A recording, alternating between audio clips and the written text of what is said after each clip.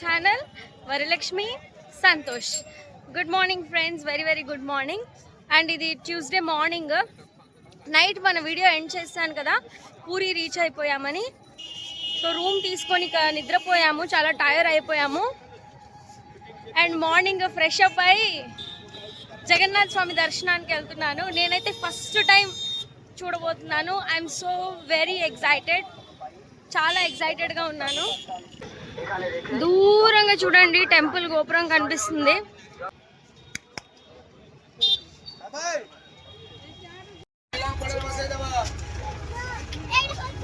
So friends, Jagannath స్వామి దర్శనానికి వెళ్తున్నానని చెప్పాను కదా, బట్ అది చాలా పెద్ద క్యూ ఉంది. అంటే ఒక లిటరల్ ఒక 2 hours పట్టేలా ఉంది. అయినా సరే బట్ వెళ్ళొచ్చు. బట్ కాకపోతే మేము రేపు ట్రైన్ టికెట్ చేసుకోవాలి, అంటే తత్కాల్లో చేసుకోవాలి. అది 11 o'clock సరిగ్గా వదులుతాడు కదా. సో ఆ టైంలో నేను క్యూలో ఉండిపోతే మిస్ అయిపోతానని ఇంకా బయటకు వచ్చేసాము. టిఫిన్ కూడా చేయలేదు కదా, సో టిఫిన్ అయినా చేద్దాము, లేదంటే ఇక్కడ దగ్గరలో లోకనాథ టెంపుల్ ఉంది, అక్కడికైనా వెళ్దామని అనుకున్నాం. సో మేము బయటికి రాగానే దొరికేసింది. సో ఆ జగన్నాథ్ స్వామి మందిర్ నుంచి కొంచెం ముందుకు వచ్చి ఆ కారిడార్ ఆ ఏరియాలో నడుస్తుంటే బస్సెస్ ఉంటాయి మనకి. ఇక్కడ నుంచి బీచ్కి, ఇక్కడ నుంచి లోకనాథ స్వామి టెంపుల్కి, అంటే జగన్నాథ్ మందిరం నుంచి బీచ్కి, లోకనాథ్ టెంపుల్కి బస్సెస్ ఉంటాయి. సో ఆ బస్సు ఎక్కేసాం మేము. సో ఫస్ట్ లోకనాథ టెంపుల్కి వెళ్తాము.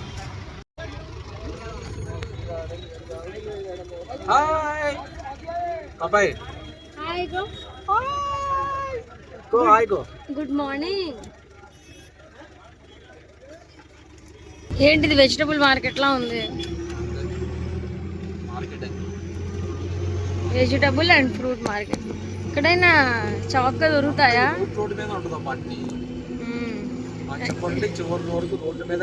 ఇదైనా చవకో లేదంటే తిండి కానీ ఆటోలు అన్నీ ఇక్కడే ఉంటాయి.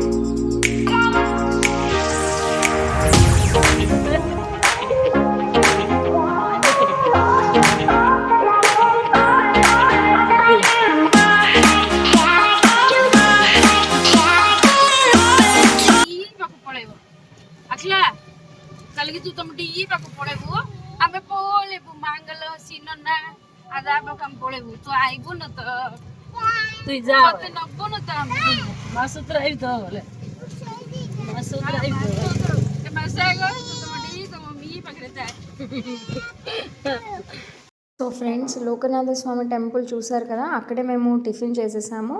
అండ్ తత్కాల్లో మా టికెట్స్ కూడా బుక్ అయిపోయాయి. లోకనాథ స్వామి టెంపుల్ దగ్గరే మేము ఆటో మాట్లాడేసుకొని పూరి టెంపుల్ దగ్గరికి వచ్చేసాము.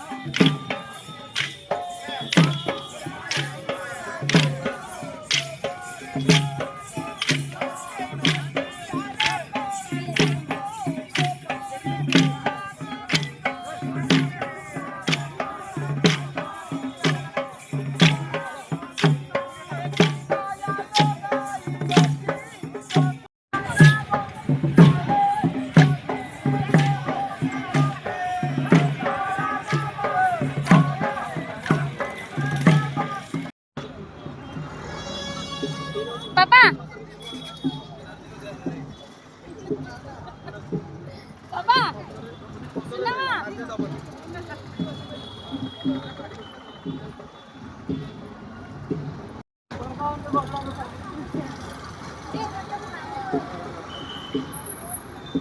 ఫ్రెండ్స్, మేము మా ఫోన్స్ అన్ని సబ్మిట్ చేసేసి క్లాక్ రూమ్లో పెట్టేసి జగన్నాథ స్వామి దర్శనానికి వెళ్ళాము.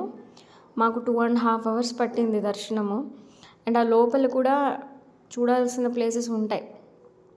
సో అవన్నీ చూడడానికి ఇంకొక 1/2 hour పట్టింది. సో ఇప్పుడు ఈవినింగ్ 5:30 అయింది.